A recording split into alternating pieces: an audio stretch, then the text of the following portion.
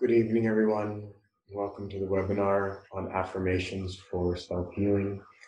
This webinar is based on a book that Swami Kriyananda wrote called Affirmations for Self-Healing. And every week we go through one of the chapters in that book and we do the affirmations together and we give a little commentary on the affirmations. So tonight, Brahmachari Vineet, who's here, and myself, we will be conducting this webinar, and we're broadcasting from Ananda India, and we're happy to be here with you. I'm especially excited because I've been gone for a while. It's been about a month since I've had internet, high-speed internet, where I can do these broadcasts. So I'm very happy to be back with you and talking about these things. So we'll get started. And so I'm simply going to read from this chapter. We have a very nice topic this evening. It is called Consideration for Others. So these are Swami Kriyananda's words on this topic. Consideration for others is one of the marks of a refined spirit. Many people on the spiritual path feel that, since it is within that they are seeking the kingdom of God, and since they are working at developing a spirit of non-attachment, it doesn't matter how they express themselves to others. Indeed, their inconsiderateness is an affirmation of their independence of the opinions and feelings of others. If God is pleased, they tell themselves, what matters the displeasure of man? Yet, by unkindness, we can never please God, who is all kindness itself. Sensitivity to others is a way of self-expansion. One truly achieves freedom in himself when he can respect their realities because he is wholly at peace with his own. And so now we'll do the affirmation. Let's do it 5 times together. The first time, do this affirmation in a loud voice. By sensitivity to others' realities, I keep myself in readiness to perceive the truth, no matter what garb it wears. And now in a normal voice, by sensitivity to others' realities, I keep myself in readiness to perceive the truth, no matter what garb it wears. And now in a whisper, by sensitivity to others' realities, I keep myself in readiness to perceive the truth, no matter what garb it wears. And now mentally taking it deep into the subconscious mind. By sensitivity to others' realities, I keep myself in readiness to perceive the truth, no matter what garb it wears. And now mentally taking it deep into the superconscious mind. By sensitivity to others' realities,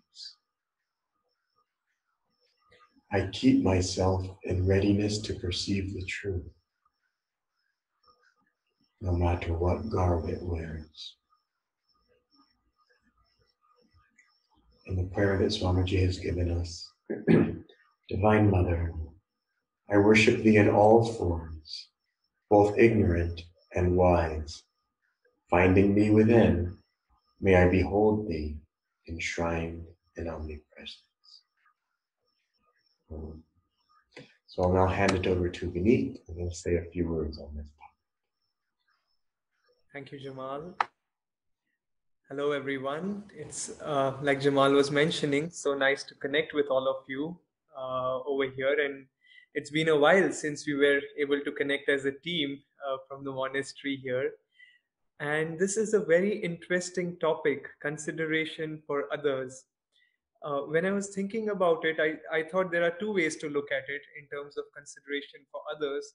One is for people who are on the spiritual path, and like Swamiji writes in the reading, that if God is pleased, they tell themselves, what matters the displeasure of man?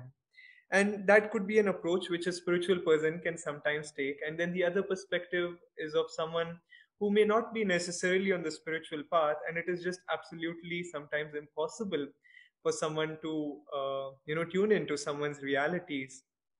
Just to share a funny example, like Jamal was mentioning, we haven't been able to connect because we didn't have internet, and the reason we didn't have internet was because we had um a cyclone over here, and we basically had many electric poles just blown away, not literally blown away, but they bent over.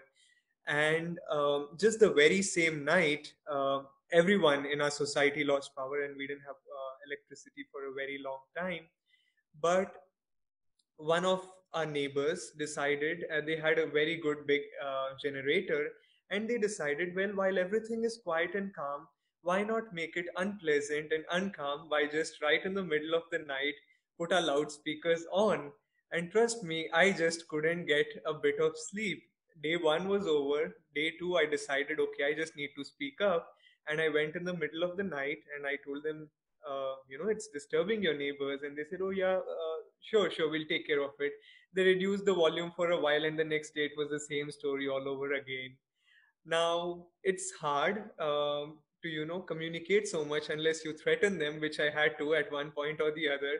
That you have to consider, it is not just about me. My house is a block away from your house. There are people who are next to your house, and I had to really threaten them in one way or the other to come to the conclusion that yes, it makes sense probably to listen to other people, not because I see why it affects other people, but because it will affect me if I don't listen to them.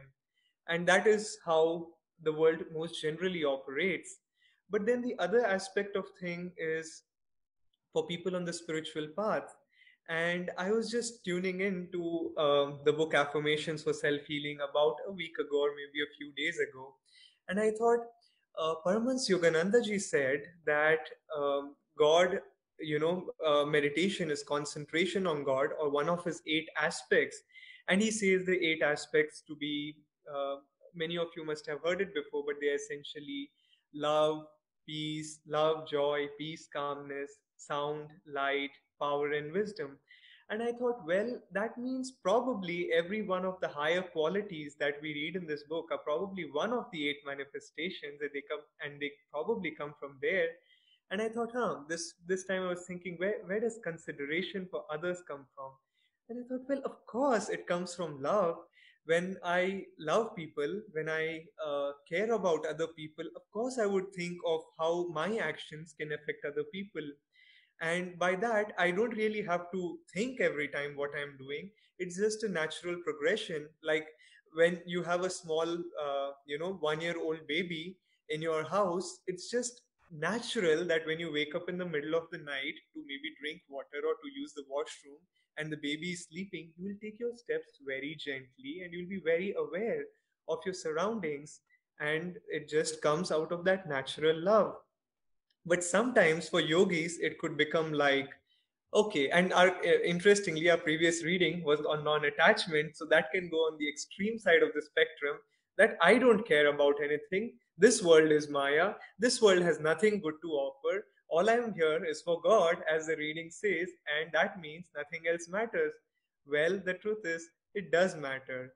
And how does it matter? Well, just look at people around you. And if you go with this approach, and if you see people run, just the moment they see you, they just run away or don't want to face you, that means there's something off with you. And not necessarily with how you're not necessarily with your aspect with God, but really how you're treating people. And how do we expect God to return the favor, if we can't love God's creation? And it doesn't mean we have to be deeply involved with his creation, but do we not respect his creation? Do we not respect his fellow human beings? It is one thing to understand and realize that yes, it's all Maya, but it is on the other side to say, okay, none of this makes sense, and so I'm going to disrespect everything, and I'm not going to consider anyone else's feelings. And Swami Kriyananda ji, in his book Education for Life, he said, true maturity is, I'm paraphrasing him, he said, true maturity is the ability to relate to other people's realities. And it was very interesting to me to able to tune into this, especially from the time I came to Ananda. We just had, interestingly, I was a part of a meeting, I think yesterday, and I wasn't deeply involved in whatever was being spoken. Of course, Brahmachari Jemal was there in this meeting and a couple other Guru Bhais of mine. And the essence I got out of this meeting was essentially everything they spoke was how do our actions or how will our actions affect other people's world, and how could we act in a way that it actually cooperates rather than compete with other people's realities. And I thought, well, how fascinating, because everyone else in the world is really trying to see, oh, what's my share in it, what's in it for me, what do I get out of it. But here the conversation was completely different, being considerate of others. How do our actions affect others? And it wasn't an intellectual thing or a political thing or a diplomatic thing that, okay, if we please them, if we please other people, then the next time they will please us, and then we please them, and then they please us. It's not a pleasing game which we play over here. I mean, how long can you please someone? At one point, if you're frustrated, your true color really comes out and you forget the pleasing game. But when it's really coming from inside of you or from inside of anyone, it just becomes absolutely natural. And I was just astounded because when I was in the corporate world, there was hardly any consideration of how does it affect any other department or any other company or other people. It was just like, how do we meet our goals? How do we meet our achievements? It's about us. It's about me. How do I go ahead in this race? And even, it's a little controversial topic I might be touching upon, but this whole thing about the COVID-19, and people have so many opinions about whether to wear a mask or not to wear a mask. Well, I mean, I barely care. I mean, I do sometimes care about myself, but in this situation I really don't care. If I get it, fine. If I don't get it, fine. But I want to wear a mask because how is it going to affect a person whom I'm going to get in touch with when I step outside, or if I'm living with anyone? How is that going to affect anyone? Yeah, I'm a yogi and maybe I meditate and maybe I have some kind of non-attachment where I may say I don't care about myself. But do I also in that process not care about people who are around me? And now this is a different example, but when Swami Kriyananda ji was in Puri many years ago, he met a yogi, and I'm not in any way saying that the approach of the yogi was wrong when I say this story, but I'm just telling in terms of how do we approach life, because sometimes the attitude can be I don't care, nothing. This whole world is Maya, this whole world is a sham. And so this yogi told Swamiji that nothing in this world is real. So basically, nothing matters. So don't enjoy anything. And Swamiji said, well, nothing. He said, yeah, nothing. Not even a beautiful sunset? No, nothing. Not even a beautiful sunset. And Swamiji said, well, what a dry approach. Now, I share the story in the context of how would we say it when we have fellow human beings around us and we become completely dry and we say, no, I'll not enjoy the company of my fellow human beings. What if someone cracks a joke? I don't care. It is all Maya. It is all, today I'm crying, tomorrow I'm laughing. It doesn't matter. It's all Maya. Well, no, we want to laugh, we want to enjoy each other's company, but with the joy of God. Being considerate is extremely important, and we don't want to be contractive in our ability to be inward. There are two ways to, one I could say, sometimes I could think, or I do think, is that I could be into infinite or the super consciousness by either withdrawing completely and then offering myself upward, or by expanding myself completely. Now sometimes the catch can be, for when we try to go inward, we still have to be expansive. It cannot be contractive. And when that contractive feeling comes, well, there we lose the consideration for others. And like I was mentioning, it is really out of love. And when we love people enough, it just becomes very natural to be considerate of others and to be caring of others. With that, I would like to pass on to Brahmachari Jamal to share a few words with us. Thank you, Vineet. There was a time when Master, he or Sri Yukteswar asked Master, "Do you love others?" And Master, meaning Paramahansa Yogananda, replied, "No, I only love God." And then Sri Yukteswar was silent, and Master felt that he didn't have the right answer. And so then once again, I don't know how much time later, Sri Yukteswar asked Paramahansa Yogananda, "Do you love people?" And Paramahansa Yogananda, he just smiled. He didn't say yes. He didn't say no, I only love God. He just smiled. And then Sri Yukteswar just smiled back. And what that meant was that Master loved God in people and that he could love people as people, but that it wasn't for their personality, that it was the unique way that God was expressing through that person. And this is a very sensitive and delicate thing to understand intellectually, but who cares about that? It's a sensitive and delicate thing to live and to, because it can easily get cold if you're just loving God and others and you don't really care about that person. And it very easily can get too over personal where you love that person and you forget who's behind that person. And then if that person is suddenly taken away from you, oh, you're in such pain and how terrible it is, even though really it was just God always being the mother behind all of the mothers that you've ever had in every incarnation. And that also is obviously difficult when our loved ones are taken away, but they don't actually go away, that they go to a behind a veil. Just, when you go to a play and there's a curtain, and then the curtain opens and you see the actors, and then the curtain closes. When the curtain closes, you don't say, "Oh, how I miss those people. I'll never see them again." You know they're behind the curtain. Of course, this curtain that I'm talking about, it actually is the ether. But I won't go too sciencey this evening. But that is what divides the astral world and this physical world. But it's just a veil, and the other people are there on that other side. Anyways, back to this topic, consideration for others. When I first read this reading, that in the prayer there, Swamiji says, "Teach me how to worship thee in all thy forms, both ignorant and wise." And when I first heard that, I thought, worship, that's a little strong here.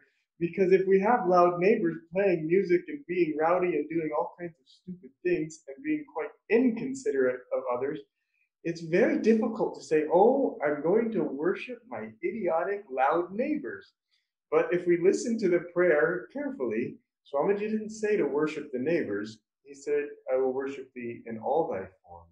So again, we're worshiping God, even in the morons in society that are hurting us and that are doing negative things. And let's face it, that's a very high level of spiritual refinement in order to see God in the ignorant and both in the wise. And yes, we have to protect ourselves somewhat from the ignorant. But just about that veil that I was speaking of, between the astral world and this physical world, that even within this world, there's good neighborhoods, there's bad neighborhoods, there's good company, there's bad company, that we have to have discrimination, and that we want to have good company. Remember, Paramahansa Yogananda said, environment is stronger than willpower. But sometimes negative company, negative neighbors, or family members, or whatever, are forced upon us. And then that is time for us just to be as kind as possible. And as Vineet was saying, he didn't say it in these words, but he expressed this concept. That does not mean to be a doormat. That he was saying that he did have to go over there and talk to the neighbors and tell them to please keep their music down. He had to tell them about the topic, that they weren't having consideration for others. And that's quite right to do. That sometimes we think that we're only spiritual if we never stand up for ourselves. And it's not that we have to stand up for ourselves so much, but standing up for principles. Vineet was saying that for other people in the neighborhood, that's right, and that is good. It's always good for us to pay attention closely to our motives and why we're doing a particular action.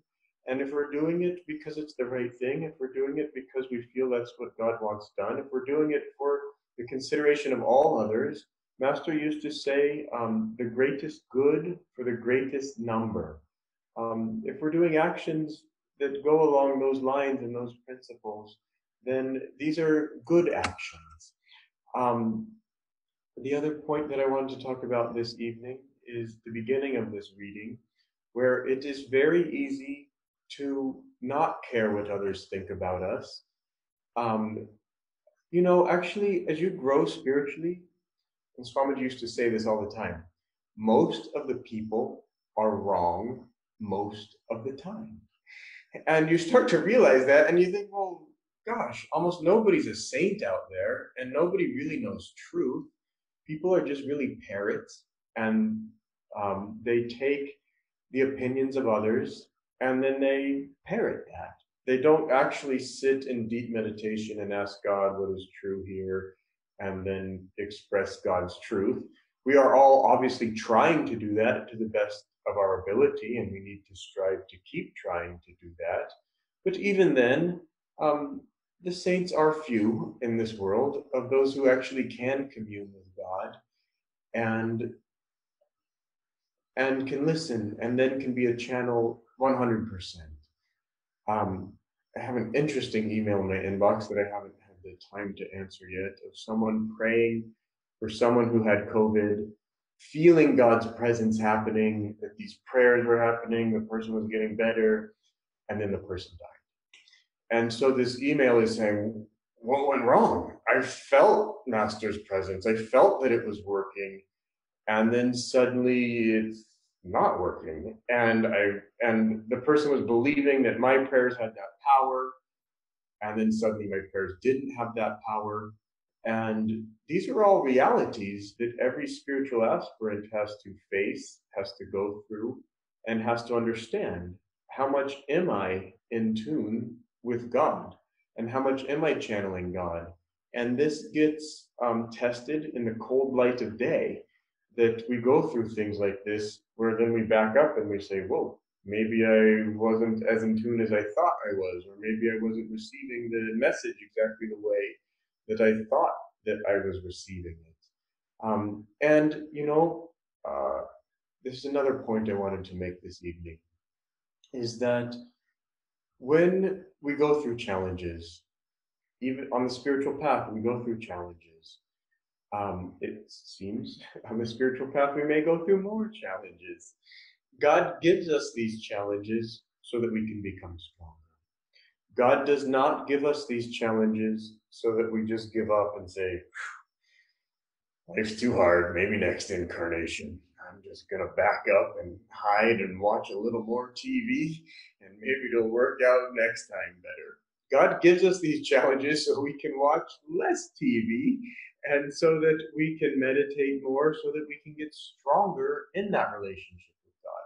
And even when we make mistakes in that relationship with God, it's an opportunity for us to correct ourselves.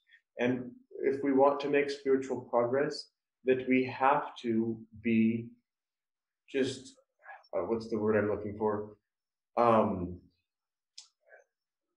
Very, what a boring word, very. But we have to be very honest with ourselves. And it's so easy to just, you just tell yourself it's a little off, it's okay. It's not okay. That if we want to make very far spiritual progress, if we want to go very far in this lifetime, that we really have to be super honest with ourselves and why we're doing every little thing that we do. Are we hiding? Are we trying to escape?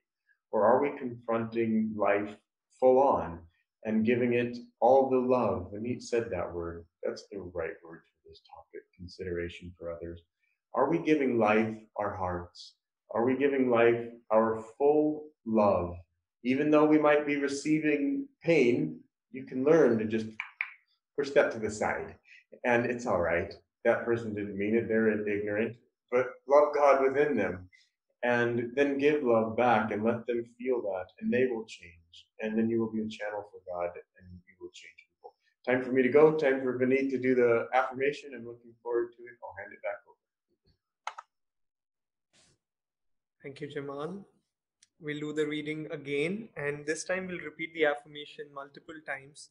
We'll do in the same way as Jamal led us before, but we'll repeat each affirmation 3 times, meaning first out loud 3 times, in a normal voice 3 times, whispering 3 times, taking to the subconscious mind mentally 3 times, and then offering it up to the superconscious mind 3 more times. So, let's do the reading again. Let's try to take these words deeply. Consideration for others is one of the marks of a refined spirit. Many people on the spiritual path feel that since it is within that they are seeking the kingdom of God, and since they are working at developing a spirit of non attachment, it doesn't matter how they express themselves to others. Indeed, their inconsiderateness is an affirmation of their independence of the opinions and feelings of others. If God is pleased, they tell themselves, what matters the displeasure of man? Yet, by unkindness, we can never please God, who is all kindness itself. Sensitivity to others is a way of self expansion. One truly achieves freedom in himself when he can respect their realities because he is wholly at peace with his own. Now, let's repeat this affirmation first out loud. By sensitivity to others' realities, I keep myself in readiness to perceive the truth. No matter what garb it wears. By sensitivity to others' realities, I keep myself in readiness to perceive the truth. No matter what garb it wears. By sensitivity to others' realities, I keep myself in readiness to perceive the truth. No matter what garb it wears. Now, in a normal voice, by sensitivity to others' realities, I keep myself in readiness to perceive the truth. No matter what garb it wears. By sensitivity to others' realities, I keep myself in readiness to perceive the truth. No matter what garb it wears. By sensitivity to others' realities, I keep myself in readiness to perceive the truth. No matter what garb it wears. Now whispering, by sensitivity to others' realities, I keep myself in readiness to perceive the truth. No matter what garb it wears. By sensitivity to others' realities, I keep myself in readiness to perceive the truth. No matter what garb it wears. By sensitivity to others' realities, I keep myself in readiness to perceive the truth. No matter what garb it wears. Now mentally, first taking to the subconscious mind by sensitivity to others' realities. I keep myself in readiness to perceive the truth. No matter what garb it wears.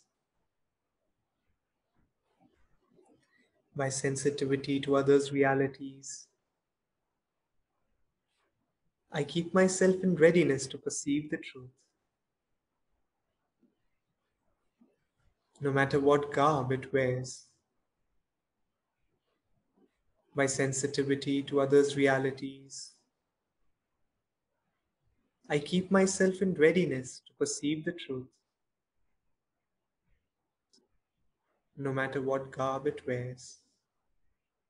Now, with deep concentration, taking to the superconscious mind, place your attention at the point between the eyebrows. By sensitivity to others' realities, I keep myself in readiness to perceive the truth, no matter what garb it wears.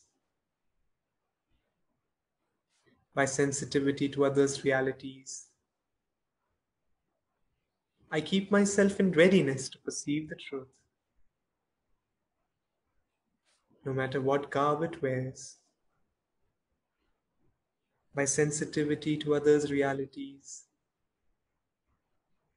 I keep myself in readiness to perceive the truth, no matter what garb it wears. Praying mentally, Divine Mother, I worship Thee in all Thy forms, both ignorant and wise. Finding Thee within, may I behold Thee enshrined in omnipresence. Thank you, friends, for joining us today. This was just a very beautiful topic. And do try to tune into this affirmation, to this reading. Try to do it until we meet next week again on Friday at 8 p.m. And next week's topic, one of the words Jemal used during today's talk was discrimination. So that's what we'll be sharing about next week. Thank you and joy to you.